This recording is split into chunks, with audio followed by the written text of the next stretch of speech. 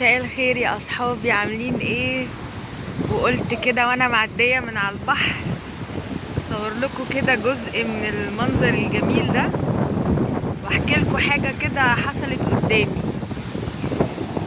عايزه اتكلم عن ايه؟ عايزه اتكلم عن ان الرجوله الحقيقيه بتبان من اول ثانيه. ممكن تلاقي الرجوله الحقيقيه في طفل صغير. يعني انا شفت دلوقتي طفل والله العظيم عمره مش ما يجيبش 7 سنين، ماسك كرتونة فيها قطط.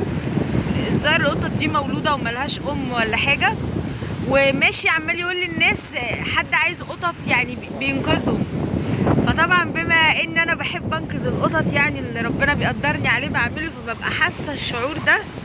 تبقى انت بقى يعني مسؤولية كبيرة قوي قوي قوي، ان انت معاك روح وعايز تنقذها ومش عارف طب توديها فين، تعمل ايه؟ ما بالكم بقى ده بيبي، يعني طفل والله ما يجيب 6 سنين، صغير قوي، وعمال شايل مسؤولية روح زي دي، حس تجاهها ان هو يقدر يعمل حاجة. بجد انا اتبسطت قوي بالموقف ده، يعني اتبسطت. هو مد كده حتى ما لحقتش اتكلم معاه او اساله مثلا هيعمل ايه او اساعده، هو عدى بسرعة كده. ف جميل قوي ان احنا نزرع في الطفل الصغير ان هو يبقى راجل، وان هو يتحمل مسؤولية.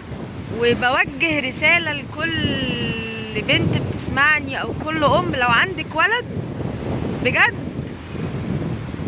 ربيه يبقى راجل، ربيه على تحمل المسؤولية. يعني طبعا الاخلاق والكلام الجميل ده، بس ربيه على تحمل المسؤولية.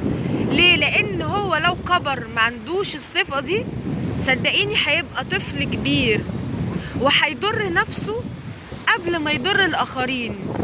وده كلام من القلب، وكلام من قراءات في التربية، ومن قراءات في علم النفس، ومن كمان حاجات لما تيجي ان شاء الله هبقى اكلمكم عنها، عن ازاي اصلح حاجات في شخصيتي او اخطاء انا بقع فيها نتيجة على حاجات حصلت لي من الطفولة. تمام؟ ومساءكم جميل، واسيبكم شوية كده بقى ايه مع البحر بتاع اسكندرية بس.